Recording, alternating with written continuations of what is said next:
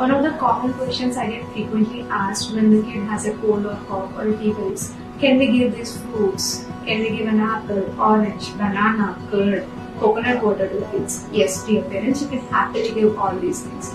Especially when the kid is refusing to eat his regular diet, when he's having a cold or cough, he's not feeling well, let him eat and have liquids, whatever he wants. In fact, the fruits are actually beneficial to him in providing the required vitamins and nutrients. So please don't hesitate to give this.